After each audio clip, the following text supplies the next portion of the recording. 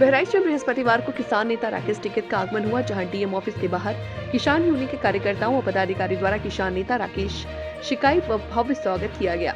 संसद की सुरक्षा के चूक के मामले में उन्होंने कहा कि आखिर उनके पास किसने बनाया, कोई तो है जो उन्हें अंदर लेकर गया। हमारी एजेंसियां इतनी कमजोर नहीं है, हो सकती है जानबूझ करके किया गया। हो सकता है कि ये सरकार की जिम्मेदारी है और सच्चाई देश के सामने आनी चाहिए।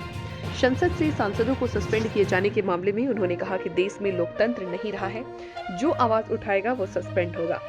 आम आदमी आवाज उठाएगा जेल जाएगा, संसद आवाज उठाएगी तो सस्पेंड हो जाएगा। ये देश गुलामी की तरफ जा रहा। उन्होंने कहा कि यहाँ सरकार आम लोगों की नहीं बल्कि व्यापारियों की सरकार है। जो आवाज उठाएगी वो जेल में जाएगा या मारा जाएगा। उन्होंने कहा कि छत्तीसगढ़ में भाजपा की सरकार बनी और वहां का हर्ष जंगल अडानी ग्रुप को दिया जा रहा है।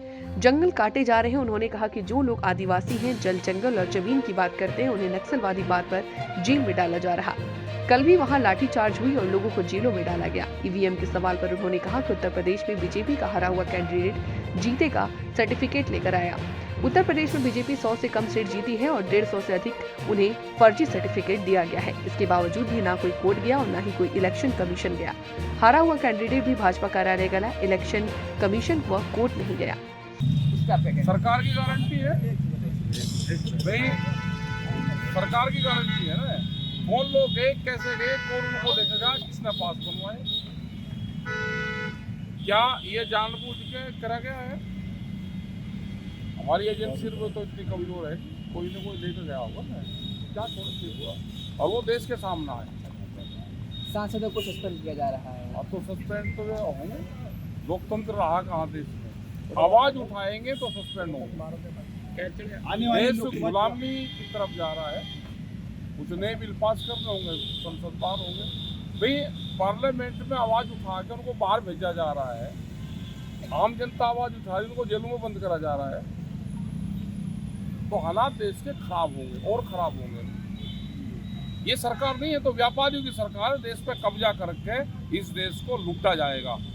जो आवाज उठाएगा वो या तो मारा जाएगा या जेल में बंद होगा। क्या हालात है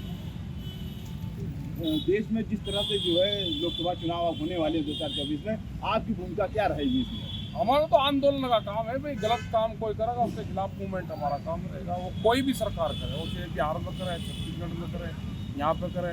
अब छत्तीसगढ़ में मुख्यमंत्री ने शपथ ली। जो लोग वहाँ आंदोलन कर रहे थे, हरसाओं का एक जंगल पड़ता है बड़ा, उस जंगल को अडानी को दिया जा रहा है। जंगल काटे जा रहे, पर्यावरण की बात करते हैं। दिल्ली के कागजों में पेड़ लगता है और जो ओरिजिनल जंगल हमारे हैं उनको काटा जा रहा है। जो लोग जल जंगल जमीन की बात करते हैं, जो आदिवासी हैं, उनको नक्सलाइट कहेगा, उनको जेलों में डाला जा रहा है। कल भी वहाँ से बहुत लोग पर लाठीचार्ज हुए और वहाँ से लोग पकड़ कर जेल में भेजे जा रहे हैं। नई संसद में जिस तरह से हमला हुआ, स्मोक बम फेंके गए, उस पर क्या उसकी जांच होनी चाहिए। पूरे गलत चीजें हैं, जांच होनी चाहिए। एजेंसियां क्या कर रही, कैसे गई, कौन लेकर गया, किसने पास बनवाए? या भाई वे जितने सांसद हैं वो यही तो कह रहे हैं कि उसको सार्वजनिक करो। जो आवाज उठाएगा वो संसद से बाहर जाएगा, निलंबित होगा। जो सड़क पर आवाज उठाओगा जेल जाएगा। तो 5 राज्यों में विधानसभा चुनाव हुए, जिसमें से जब बीजेपी को जीत मिली तो कहीं ना कहीं विपक्ष अब सवाल उठा रहा है ईवीएम को लेकर के। उत्तर प्रदेश में क्या हो गया था? उत्तर प्रदेश में तो बीजेपी का हारा हुआ कैंडिडेट जीत का सर्टिफिकेट लेकर गया। 100 से कम सीटें जीतती है यहाँ पे और 150 से ज़्यादा सीटों पर फर्जी तरीके से दिया गया सर्टिफिकेट। कोई कोर्ट गया, कोई इलेक्शन कमीशन गया। हारा हुआ कैंडिडेट बीजेपी के मुख्यालय जाएगा, हार के इलेक्शन कमीशन कोर्ट ही जाएगा। ईवीएम का क्या कहना है? ईवीएम से चुनाव हो बिना या? ईवीएम के हो रहा तो बहुत काम है।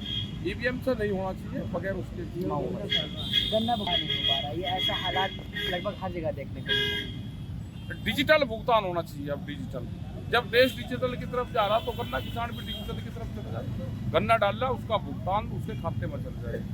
ये व्यापारियों की सरकार है, देश पर कब्जा कर लिया इन्होंने, लोग समझ जाना चाहिए। रत्नापुर में आज आपका कौन सा प्रोग्राम है, किस तरह का? हम लोगों से मिलेंगे, जो यहाँ की समस्या है उस पर बातचीत करेंगे और अपना संगठन कैसे मजबूत होगा उस पर काम।